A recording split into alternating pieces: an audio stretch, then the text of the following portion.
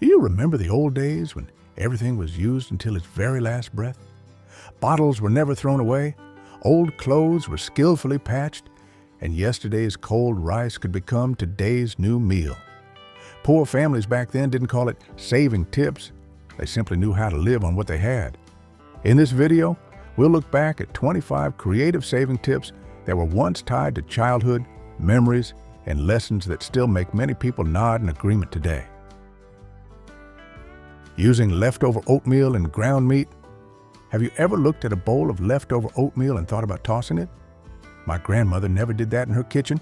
During the Great Depression, from the 30s to the 50s, she would often mix a cup of cooked oatmeal into every half kilogram of ground meat when making traditional meatloaf.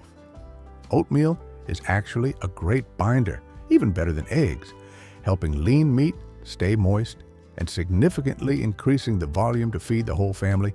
This method not only makes the dish juicier, but also helped her stretch meals for a large family during lean times.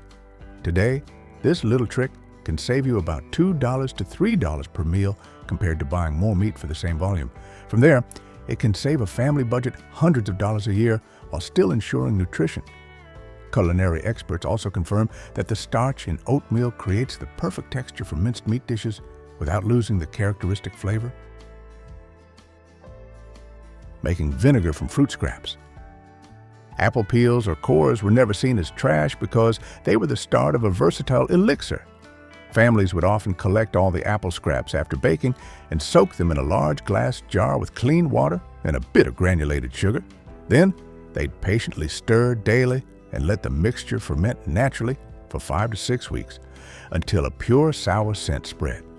The result is an excellent fruit vinegar used for cleaning the house, disinfecting, or tossing fresh salads for a summer lunch. Science has proven that the natural acetic acid in fermented apple peel vinegar has strong cleaning capabilities and is safer for health than chemicals. A bottle of organic vinegar at the supermarket now costs about $5 to $7, but housewives back then could create it from things destined for the bin. If you convert $1 in 1955 to about $10 today, you'll see she saved a significant amount of money. Filtering and storing lard. Remember that old ceramic jar by the stove always filled with a golden liquid the family called liquid gold? That was the secret to every delicious stir-fry in the 50s. Whenever frying bacon for breakfast, mothers never poured the excess fat down the drain, but carefully filtered it through a thin cloth into a clean jar. This pork fat would solidify after cooling, becoming an incredibly rich and energy-dense cooking ingredient for fried dishes. Technically, lard has a high smoke point and contains stable fats, helping food retain its original flavor without burning. Today, you can use it to completely replace expensive butter or cooking oil when cooking wild greens or even to reseason a cast iron skillet. This helps families save about $4 to $6 a month on industrial oils, a significant number in a tight budget. Raising natural sourdough starter. Instead of buying industrial dry yeast packets at the store, Grandma raised her own sourdough starter from just flour and water. Every day, she cared for it like a living creature, patiently nurturing it for 5 days until the mixture started bubbling and gave off a gentle aroma.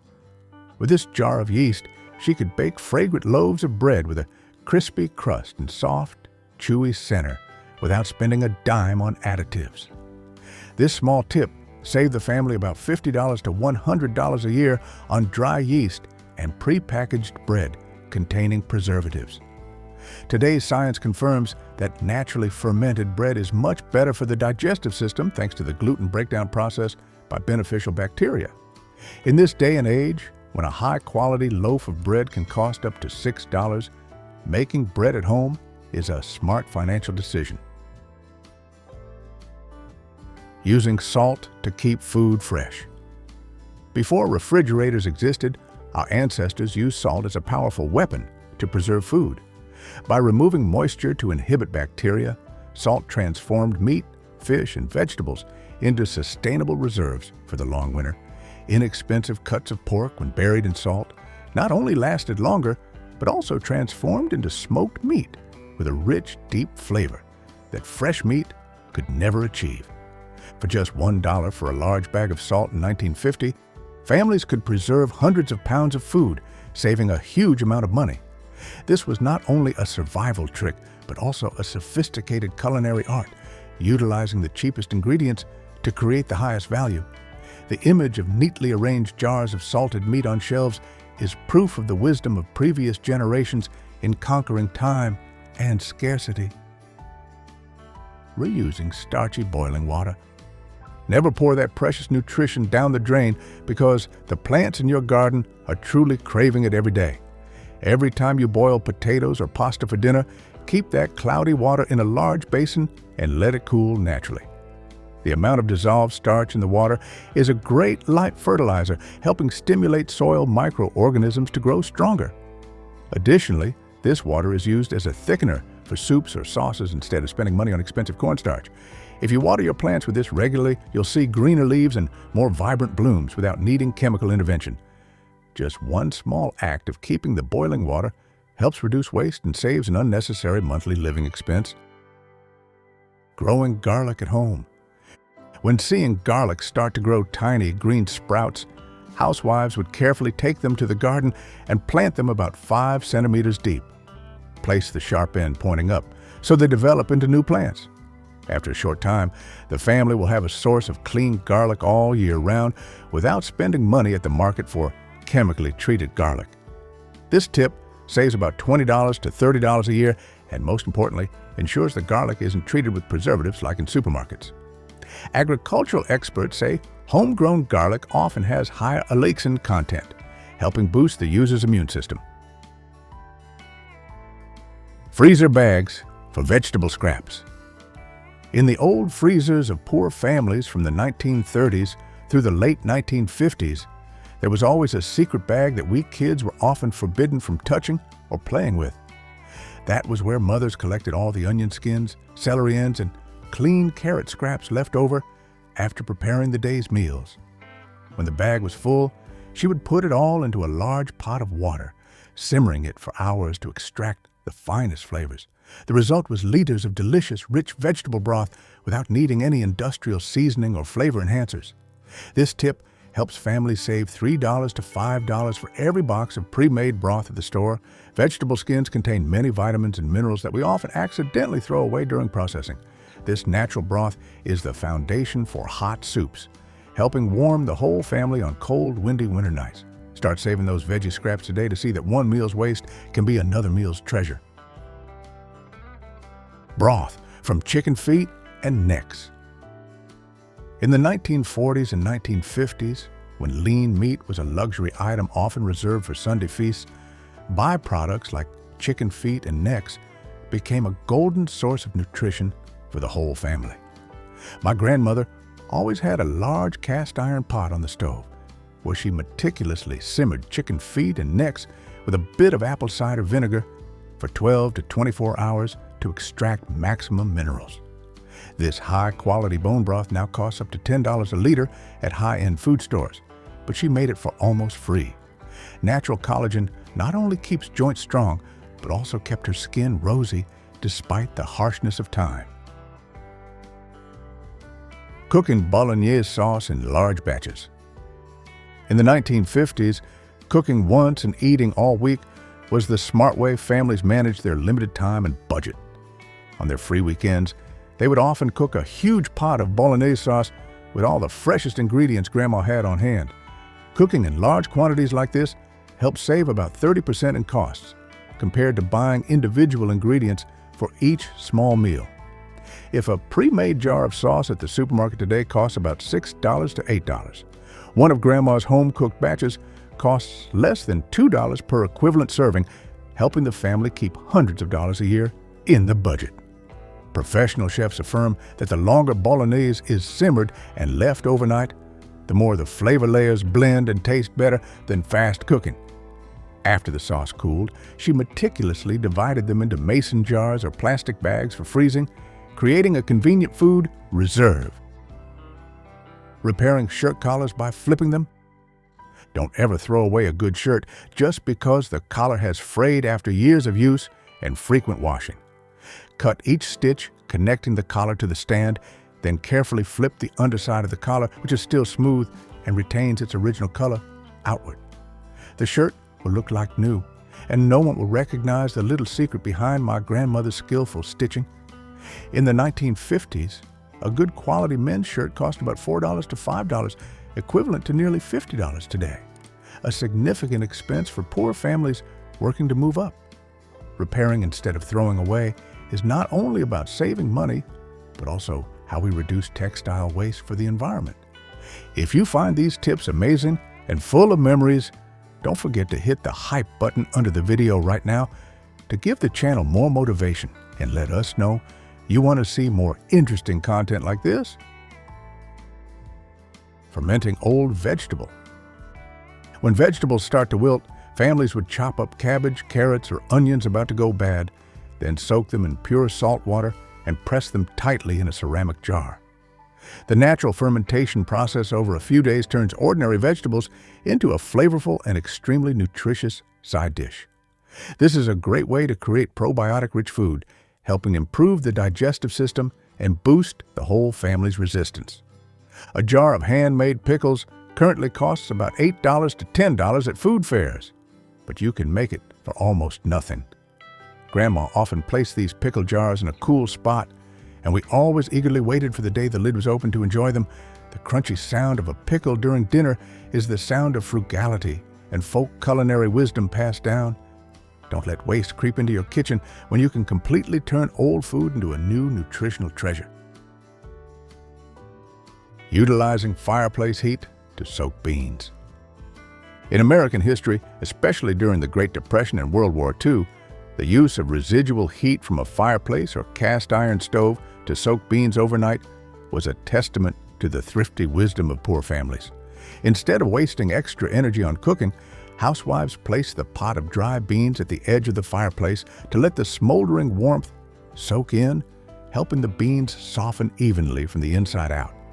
This manual warm soak method not only saves about 45 minutes of cooking over high heat, equivalent to about $50 to $80 in energy costs per year at modern values, but is also highly valued by today's culinary experts for preserving the structure and nutrition of the beans compared to a regular cold water soak.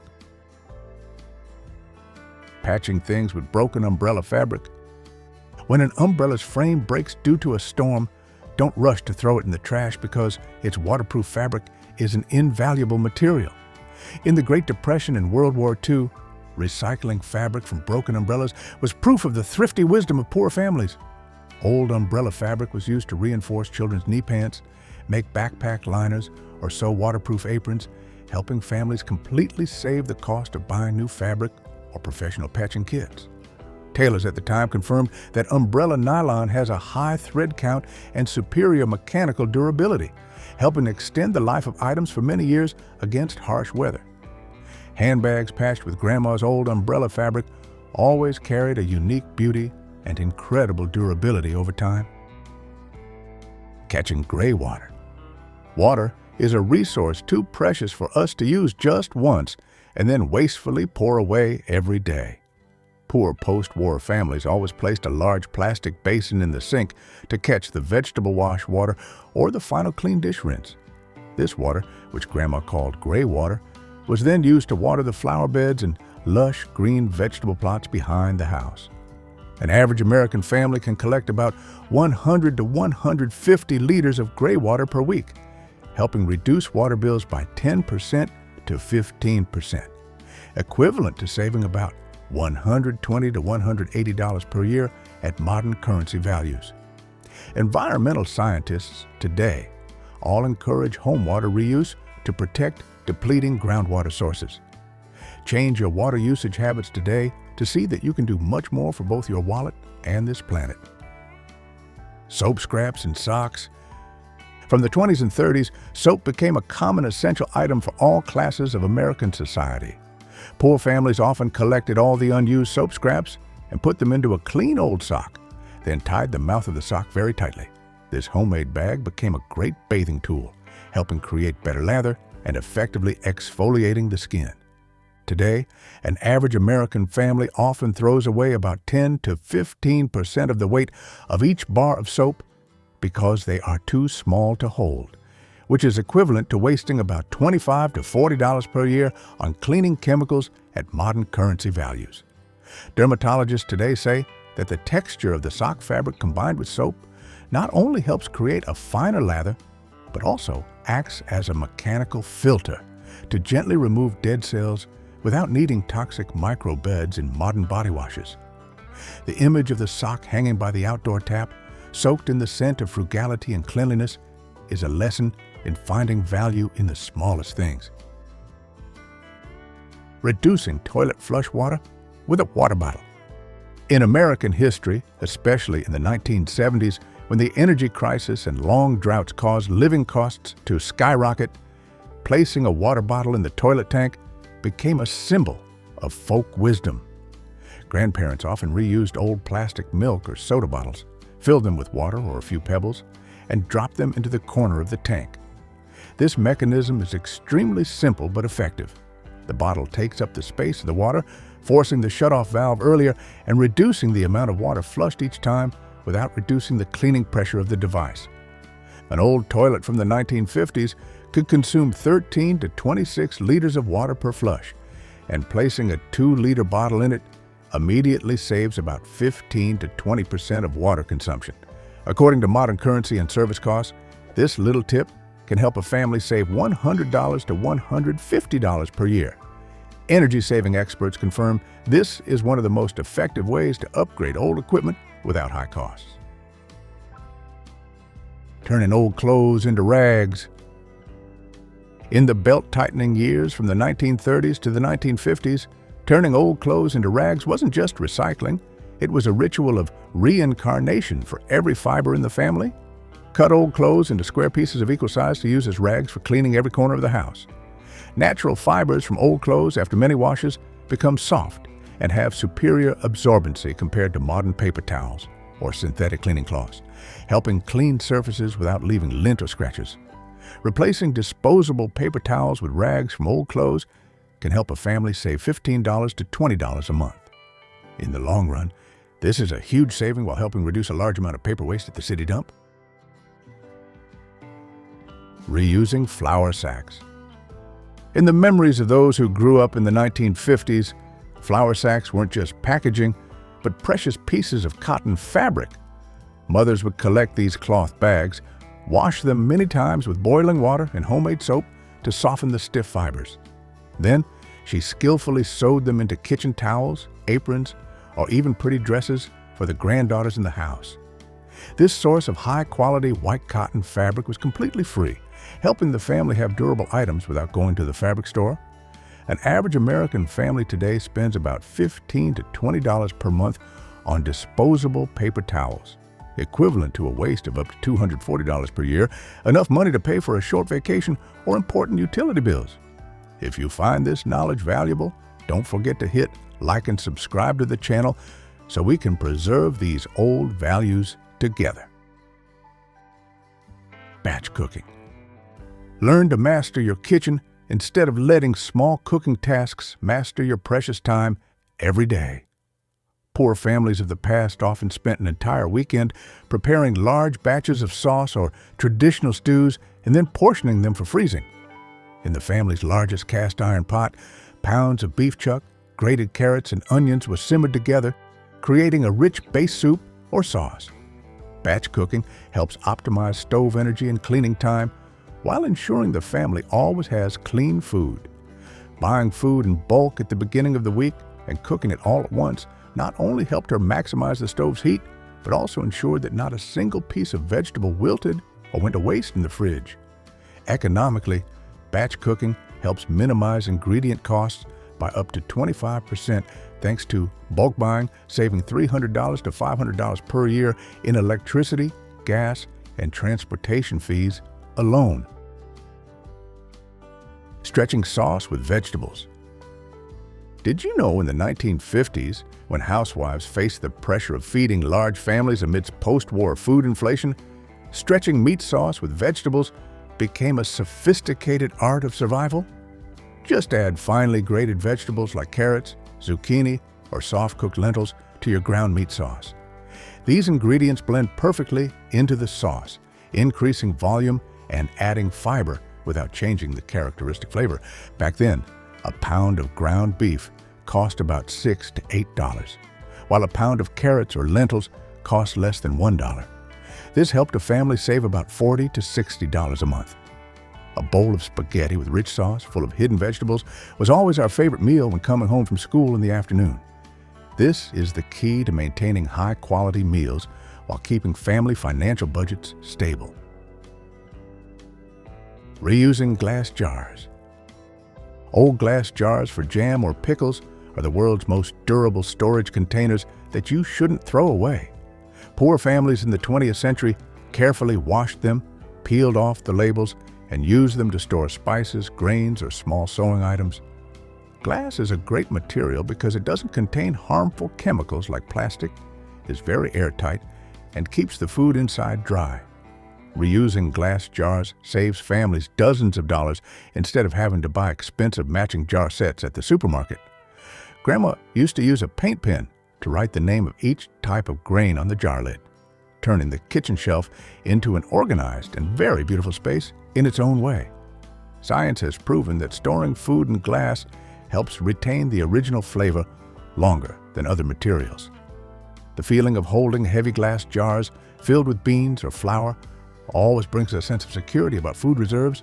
If you've seen other videos on the channel and returned today, please comment "M" back below so we know you're part of our familiar community. Cleaning with white vinegar.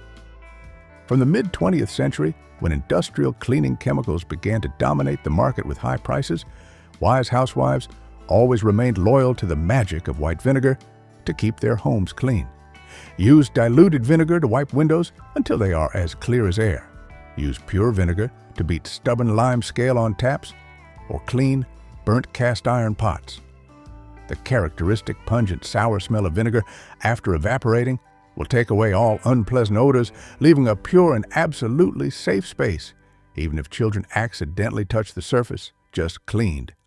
Economically, a gallon of white vinegar now costs less than $4, while glass cleaners, all-purpose cleaners, and deodorizing sprays can cost you $20 to $30 per month. Completely replacing chemicals with vinegar can help a family save about $250 to $300 per year.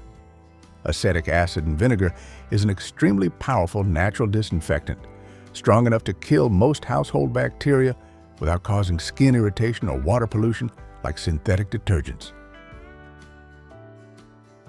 Coffee grounds for plants. Never throw away that precious black gold after each morning cup of coffee because it is a great source of nutrition for your garden. Carefully sun-dry the coffee grounds and sprinkle them around the base of rose bushes or tomato plants and fruit. Coffee grounds provide a large amount of nitrogen and essential minerals for the soil, helping plants grow strongly and produce more vibrant flowers and fruit. The scent of coffee also has a magical effect in repelling snails and cats that often mess up the family's lush green vegetable beds. Utilizing coffee grounds helps a family save about $30 to $50 a year on organic fertilizers and insect repellents bought at the store. For plant lovers, this is a free source of nutrition that significantly reduces garden care bills. Recycling broken umbrellas as plant stakes. After taking the fabric for patches, my grandparents often kept the metal frame to make perfect supports for the tomato plants in the garden. The sturdy structure of the umbrella frame helps the plant cling and grow tall without collapsing in heavy rain or strong monsoon winds. Maximizing every component of a broken item is the pinnacle of the previous generation's philosophy of frugal living and respecting resources. This tip saves you $5 to $10 for each set of plant supports bought at a garden store, a significant amount for an urban farmer. The red, juicy tomatoes supported by old umbrella frames were always Grandma's pride whenever guests visited the garden. Limitless creativity helped her overcome periods of financial shortage while still keeping a garden full of life. Learn to disassemble and observe the structure of broken items to find surprising new applications for daily life. Every item has its own story, and what we need to do is write meaningful and valuable new chapters for them. Natural clothes drying. Let the wind and bright sunlight gift your family's clothes the scent of freedom and the purity of nature. My grandmother always used outdoor clotheslines or indoor wooden racks to dry clothes instead of using energy-consuming dryers. Natural air drying not only saves electricity, but also helps reduce fabric wear and tear, keeping underwear and clothes durable and elastic. A dryer can consume about $100 to $200 in electricity per year, but Grandma smartly kept that money in her pocket. Sunlight also has a natural disinfecting effect, keeping clothes clean and safe for the sensitive skin of young members. The feeling of burying myself in blankets smelling of fresh sun every evening is one of the simplest joys of my childhood. Grandma would often shake the clothes vigorously before hanging to reduce wrinkles, a small tip that saves extra time and electricity from ironing. Make the most of your tubes of products.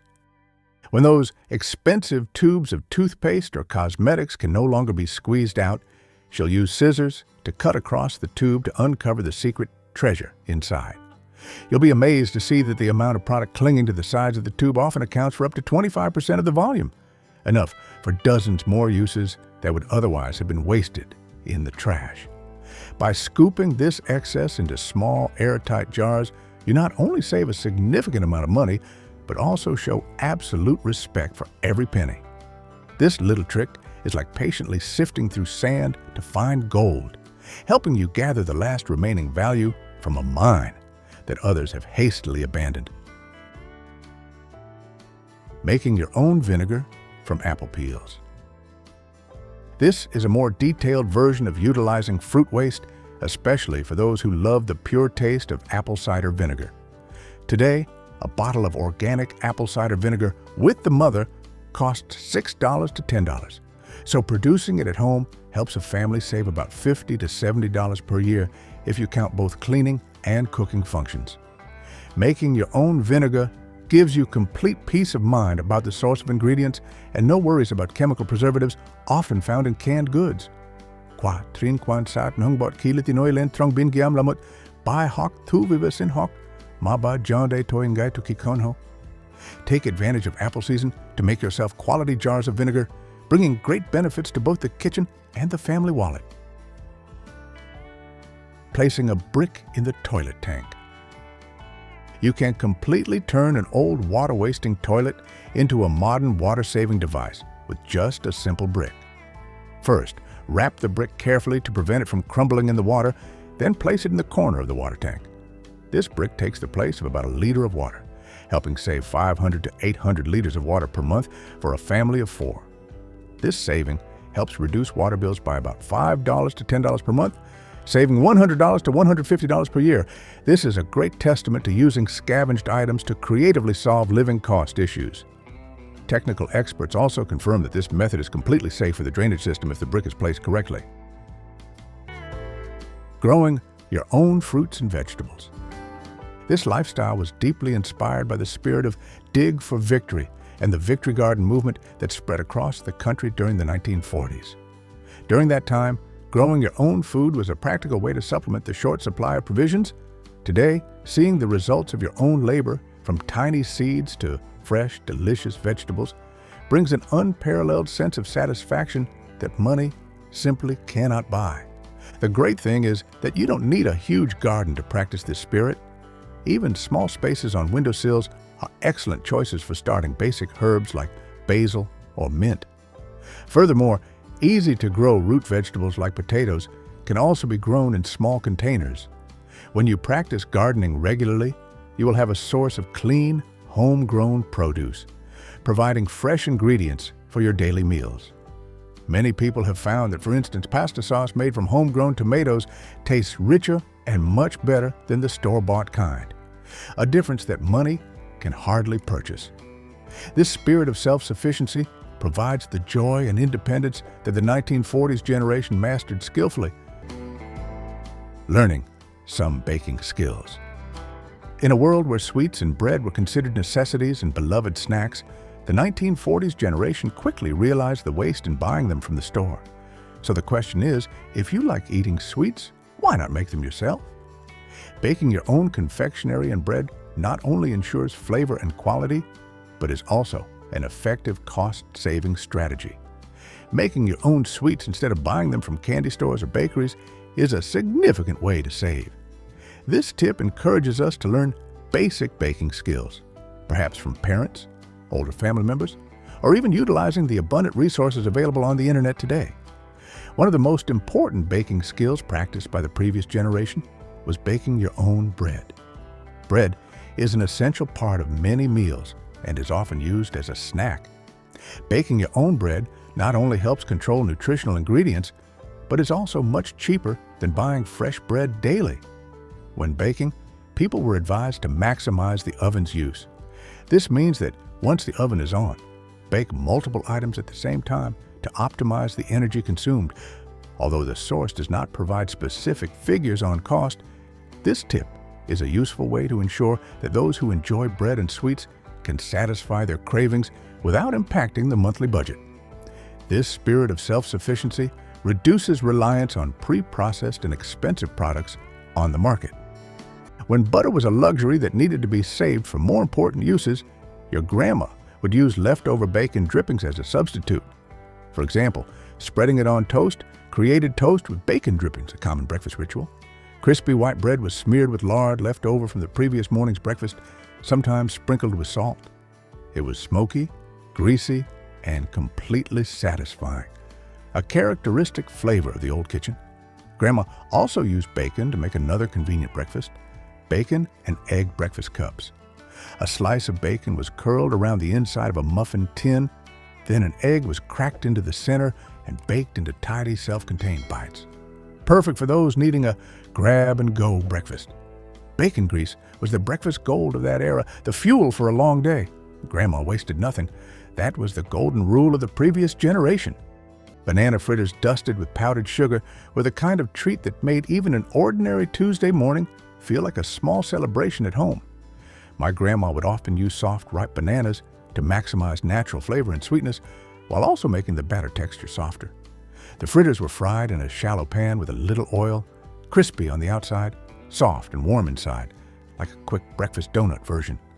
In the mid-20th century, bananas were an affordable fruit, and the housewife quickly realized that ripe bananas could stretch a batter, enhance natural sweetness, and create an attractive dish without buying additional expensive ingredients. This classic dish was Grandma's way of turning ingredients nearing their end into an exciting breakfast. Today, we tend to make smoothies or discard ripe bananas if they are too soft, rather than spending 20 minutes frying a batch of delicious banana fritters full of childhood memories.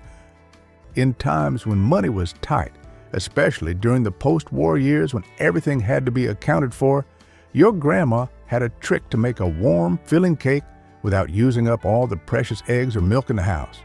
Her simple and effective secret was using cornmeal to replace most of the wheat flour, making the cakes both cheaper and surprisingly more filling. Cornmeal was readily available, dependable, and flexible, making it a staple ingredient in every working family's pantry back then. Simply combined with water or milk, Grandma could quickly whip up incredibly delicious cornmeal griddle cakes. These cakes had a unique texture, slightly crisp around the edges due to the cornmeal, and a hearty middle that easily soaked up melted butter or inexpensive syrup. Although they didn't look fancy, thanks to their high fiber and starch content, this dish kept everyone full, providing enough stamina to get through a morning of work or school. Today, this flavor is gradually forgotten because we often seek fluffy pancakes made from premium, more convenient wheat flour. In the past, busy housewives often combined peanut butter and apple slices on toast for a super fast, balanced breakfast, much like the peanut butter toast with sliced apples. Crispy toast was spread with a thick layer of peanut butter, then topped with a few thin apple slices. This dish was quick, packed with protein from the peanut butter, and naturally sweet enough from the apples. The apples added crunch and brightness, while the peanut butter provided the necessary heft to get through school or a long workday.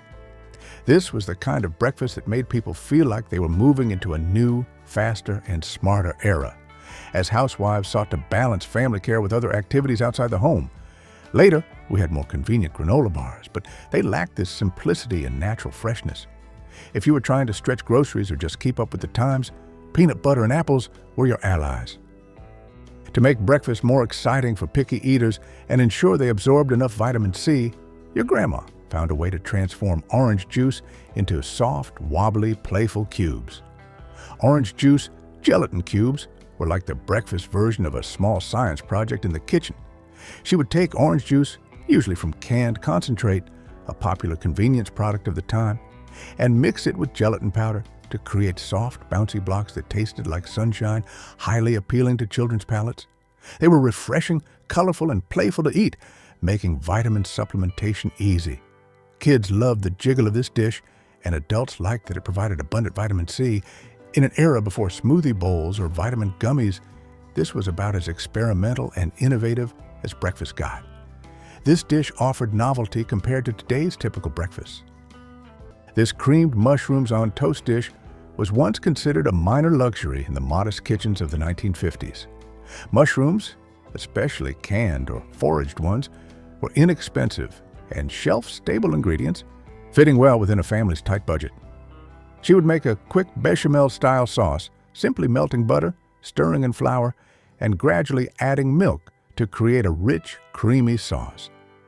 She then ladled the creamed mushrooms onto a slice of golden toasted bread, creating a breakfast balanced between savoriness, richness, and warmth. This dish provided savory, creamy warmth, making you feel a little pampered even if you were still in your housecoat and slippers.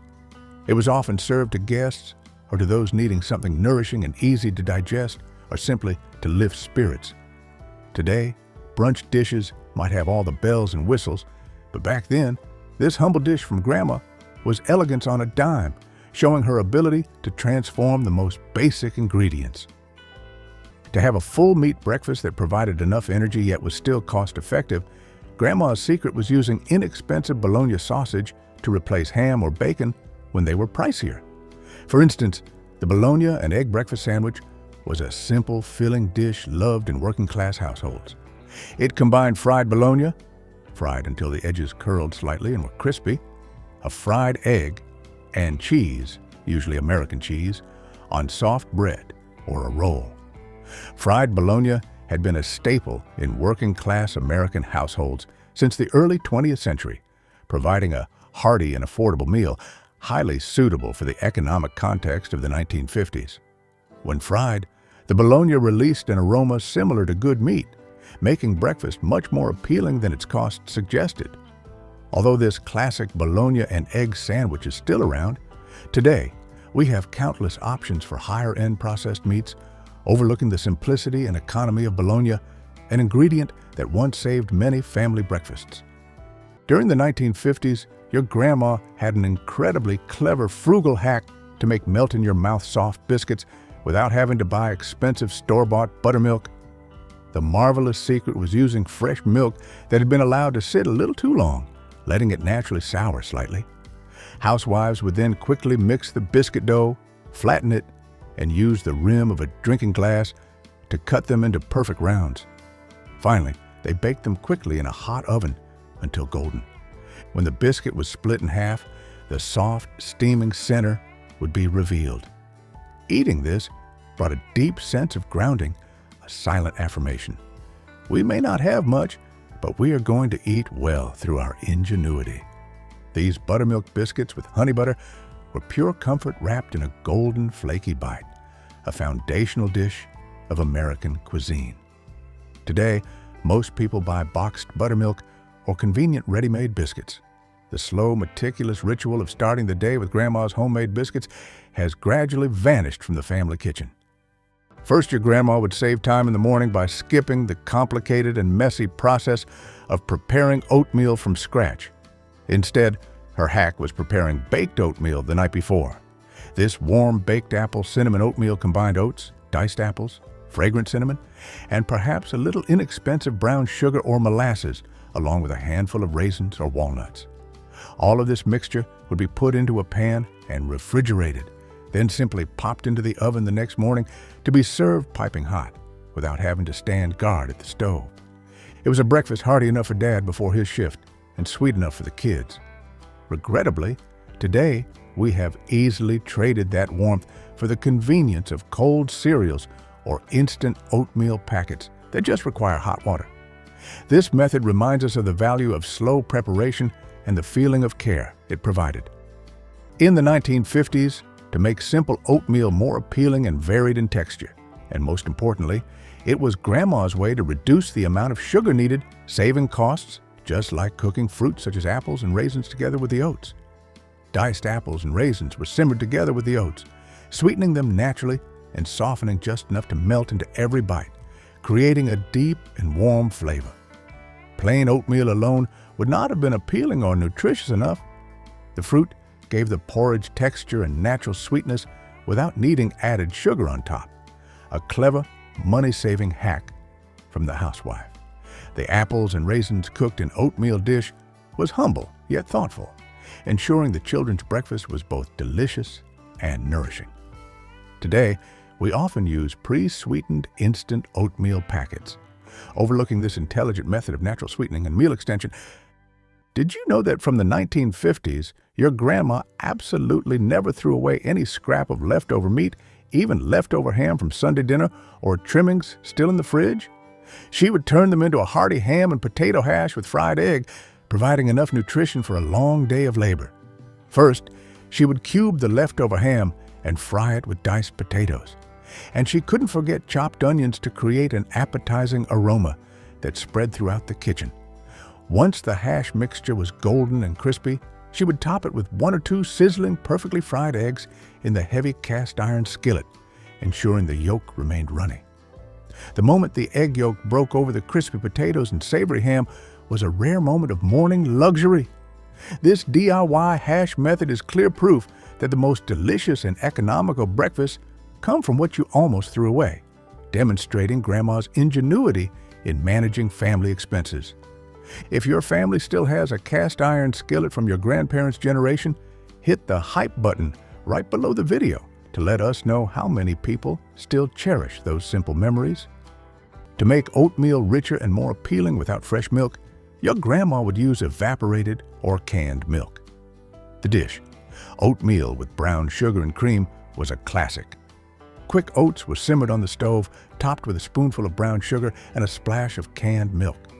Canned milk, especially evaporated or condensed milk, helped the dish become creamy, even when fresh milk was hard to come by, providing an economical and convenient solution. This was the breakfast that families relied on when budgets were tight, but everyone still needed something filling to start the day. Canned milk had a much longer shelf life, allowing Grandma to stock up worry-free. This ordinary dish has completely vanished, replaced by instant packets and flashy coffee shop menus, but it carries within it the memory of the resourcefulness and frugality of the previous generation. If you visited the No Longer Here channel before, comment "I'm back," so I know you've returned to the kitchen of memories with us. Did you know how to turn a humble and sometimes slightly sour fruit-like grapefruit into a sophisticated breakfast dish? Our grandma's secret was sprinkling a layer of brown sugar over a sliced grapefruit half, then quickly broiling it until the sugar on top transformed into a crisp, glossy caramel layer. The result was a breakfast portion that was both sustenance and an eye-catching visual showpiece. This grapefruit broiled with brown sugar was the 1950s version of classy, a way to elevate an ordinary dish. For adults, it felt like enjoying an item from an expensive hotel menu without ever having to leave the comfort of home. It was a balanced combination of characteristic light sourness, the clean sweetness of caramel, and was incredibly satisfying to eat. Regrettably, this habit has gradually been forgotten in our rushed modern life, because grapefruit may no longer be the top fruit choice today, when people prefer instant sweetness from juice or tropical fruits. When aiming to create a gentle, easily digestible dessert for children or older folks requiring soft food, Grandma would stew dried fruit, especially prunes, then whip them with egg whites or cream to create a fluffy, smooth mousse-like texture that was easy to digest. This light, pleasant, fruity sweetness was very comforting. To make the dish more engaging for children, she would add toast soldiers, thin slices of buttered toast used for dipping into the smooth cream. Prunes were royalty in the pantry back then, Cheap, shelf-stable, easily stored, and surprisingly nutritious, especially for digestion. The prune whip with toast soldiers sounds like something from a children's storybook, but it was very popular and loved in the 1950s families. Prune whip may be forgotten today because we have many more options for soft and sweet foods, but none carry the charm and warm, nostalgic feeling of this dish. If you were following the health and diet trends of the 1950s, Grandma's hack was to start the day with tomato juice and toast, a strange yet very popular combination at the time. Back then, tomato juice was considered an excellent detox beverage. You would pour a glass of bright red tomato juice, maybe chilled, and pair it with 1 or 2 slices of crispy toast spread with butter or leftover bacon grease. This dish was favored because it was quick, inexpensive, and packed with vitamins. Doctors of that era also favored it because it helped keep people full without weighing them down, a low-calorie option for those watching their weight. Today, we have replaced it with green smoothies or more complex granola bars, overlooking the light savoriness and unique taste of tomato juice combined with the crunch of warm bread. Your grandma had a simple way to turn dry cereal into a warm hug first thing in the morning. That was pouring warm milk over the cereal instead of cold milk as we usually do now. Warm milk quickly softened the hard cereal, making it easier for the elderly and young children to eat, and bananas provided natural sweetness, completely eliminating the need to add refined sugar to the bowl. In the 1950s, Wheaties was the cereal dubbed the breakfast of champions, a dependable source of energy, not flashy or complicated, but incredibly filling.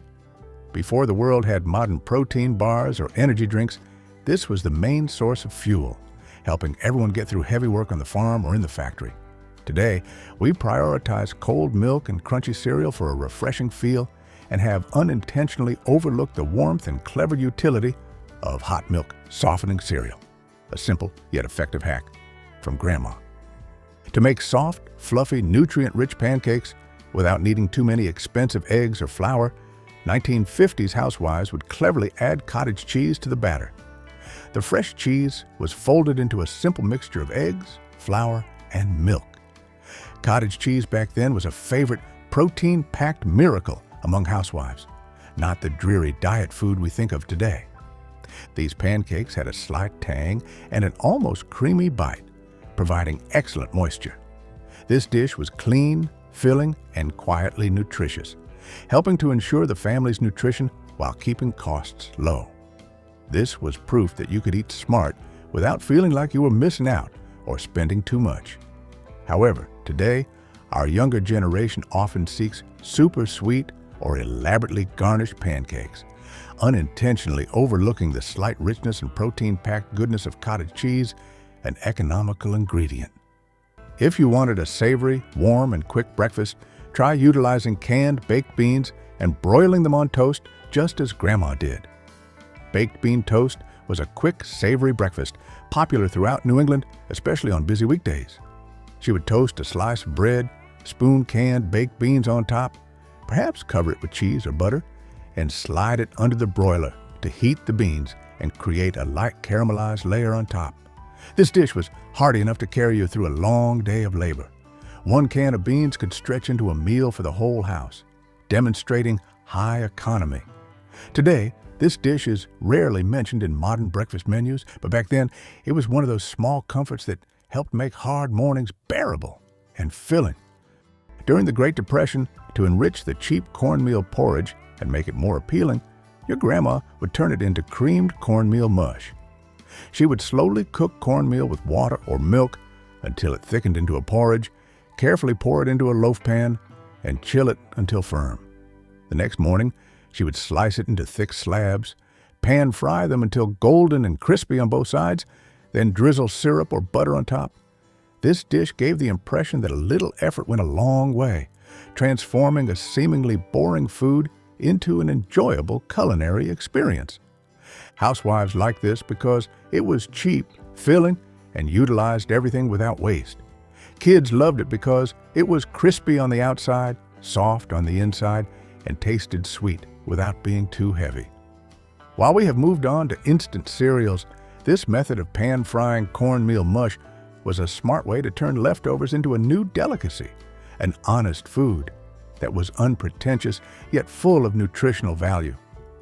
Your grandma, especially those generations living in the Pennsylvania Dutch region, had a radical hack for zero waste, utilizing every meat scrap, including organ meats like liver, heart, and pork trimmings. They favored mixing them with cornmeal to make the hearty dish called scrapple. These ingredients were carefully prepared, cooked, pressed into a loaf, and chilled. Seasonings often included sage and black pepper. The next morning, scrapple was sliced and fried until crispy on the outside and soft on the inside. This dish is one of the earliest forms of American comfort food, a testament to frugality and the tradition of zero waste. It did what breakfast was supposed to do, fill you up and keep you going without wasting any part of the pig. Scrapple is breakfast for the brave, crude and unrefined, but an undeniable part of American food history and the ingenuity of the old generations. If you were a child of the 50s, you definitely knew and loved Grandma's fun and convenient egg frying trick. That was cutting a hole in a slice of bread and frying the egg right within that empty space. Toad in the hole was the kind of breakfast that made you smile even before taking the first bite, thanks to its whimsical shape. Grandma would take a slice of white bread, use the rim of a cup to cut a circular hole in the middle, then crack an egg into that space while it sizzled in a hot buttered pan. The cutout lid was toasted alongside and used for dipping into the warm, runny yolk, creating an interactive culinary experience. This dish was whimsical, fun, and a genius way to make eggs feel new. It was an easy breakfast, requiring no extra dishes or long prep, and brightened the morning with just two basic ingredients: eggs and bread. Breakfast didn't have to be complicated. Today, as we search for elaborate, visually appealing baked egg recipes, this simple, quick, and heartfelt trick has been forgotten. Your grandma once created a spectacular, golden, and impressive breakfast dish that required almost no complicated effort. That was puffed oven pancakes, a dish requiring only a simple batter mixture of eggs, flour, and milk. Her golden secret was using properly whisked eggs to make the pancake puff up like magic in the oven without needing complicated leavening agents.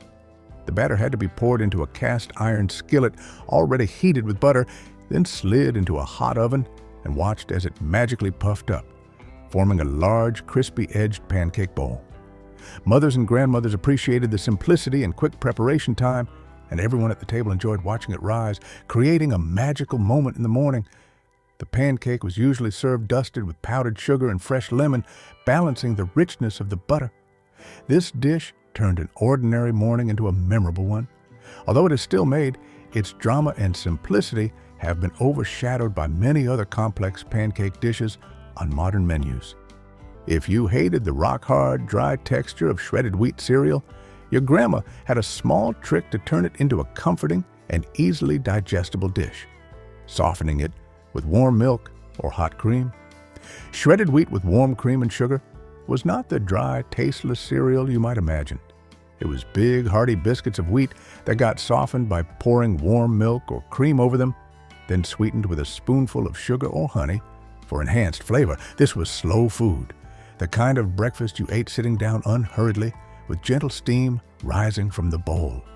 The soft texture after being warmed made it feel like porridge, but with more body, making it very easy for the elderly and young children to eat. Cold cereal has dominated the modern market, and the ritual of softening cereal with warm liquid has disappeared, taking away the coziness and comfort of this kind of breakfast. Do you remember molasses bran muffins, which were like tiny promises that you were doing something good for your body right at breakfast? These muffins were dense, rich, and slightly sticky, thanks to the molasses, which gave them a deep, almost smoky, and very distinctive sweetness. Grandma would fold in bran flakes or wheat germ into the batter to boost fiber, a rising health trend in the 1950s. Back then, people were starting to talk about digestive health, and these muffins were often the solution, helping eaters feel full. Molasses was cheaper than refined sugar and contained more nutrients, making it an economical yet high-quality substitute. This muffin was not flashy, but got the job of nourishment done. It is a pity that now we tend to look for low-calorie muffins or use chia seeds for fiber supplementation, but have forgotten the rich and distinctive flavor of molasses. In the 1950s, peach coffee cake with crumb topping was the kind of cake that turned heads at family gatherings or church potlucks. This crispy topping was made by hand mixing cold butter, sugar, and flour until the mixture was crumbly, then sprinkling it over the cake before baking. When baked, this crumb layer turned into a golden, fragrant, crispy crust that added texture and sweetness to every bite. Grandma loved this dish because the cake could be made ahead of time, easily sliced and served warm or cold, making it very convenient for busy mornings. This cake was both fancy and familiar, often used as a replacement for the main breakfast dish or as an accompaniment. Coffee cakes still exist today, but the generosity and distinctive flavor of the homemade crumb topping have been replaced by modern packaged products. Enjoying this video? Like and subscribe for more. Not feeling it? A like would still be appreciated, and your comments will help me do better next time. For rushed mornings, or when Grandma wanted to quickly make pancakes for the kids without the fuss of measuring flour, her special trick was using Just Add Water pre-mixed batter. And the convenience of the Just Add Water mix significantly streamlined the morning routine. Pancake mix allowed anyone, even those who weren't skilled cooks, to quickly make perfect pancakes. Jiffy Pop pancakes are a typical example of this convenience, emerging in the 1950s. It showcased family breakfasts that were both delicious and hassle-free, allowing Grandma more time for other tasks. Although Jiffy Pop pancakes were once so popular, today, the evolving breakfast market with its diverse offerings means this product is less visible. Grandmothers living in the 1950s had a wonderful secret to make a protein-rich dish that felt luxurious without using expensive meat. That was making a rich cream sauce with chopped hard-boiled eggs served over toast. Hard-boiled eggs were gently chopped, then mixed with a seasoned bechamel cream sauce. This mixture was then ladled onto golden toasted slices of bread, creating a warm and satisfying combination. This dish was famous for its high quality and simple preparation, not requiring many expensive ingredients. The rich, creamy texture combined with the ease of preparation made it a reliable choice for a satisfying meal, providing inexpensive protein as a substitute for meat.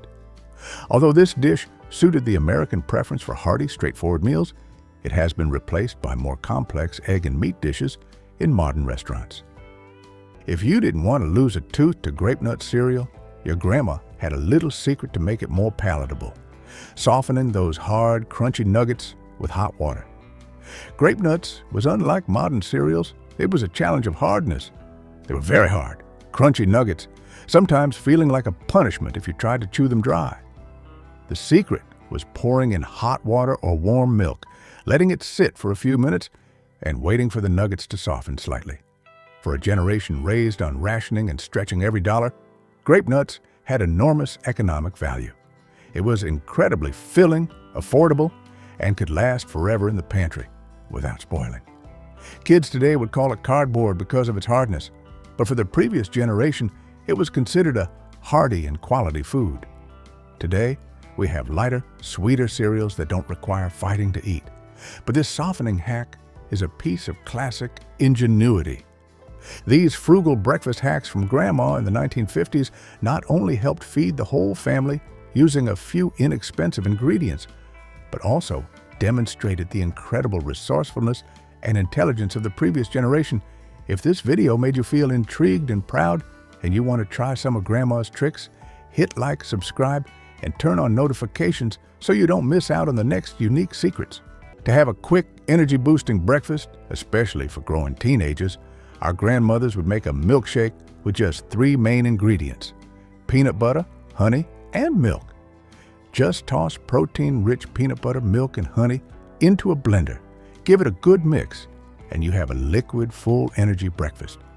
This drink was practical, filling, and surprisingly satisfying. Peanut butter and honey milkshakes were the quick breakfast booster you would find in every 1960s teen handbook or homemaker guide. Parents loved it because it was affordable, easy to make, and kept teenagers full longer. Peanut butter was an inexpensive and shelf-stable source of protein. However, this dish has disappeared under the weight of modern trends like protein shakes and complex energy drinks. But back then, it quietly helped families get through rushed mornings with nothing but pantry staples, serving as an excellent breakfast booster. These 25 little tips are not just a way to save money, but a testament to the resilient spirit and creativity of previous generations during the most difficult periods of history. If you find them familiar, have applied them, or are simply surprised by their intelligence, don't forget to hit like, subscribe to the channel, and turn on notification bells so you don't miss the next videos. And don't rush to leave. The next video will be even more interesting with 25 genius cooking tips from grandmothers. From putting ice in a soup pot for natural sweetness, reheating rice with a wet towel, to keeping meat soft with just one thing everyone has in the kitchen. After watching, I guarantee you'll be both surprised and want to try them immediately.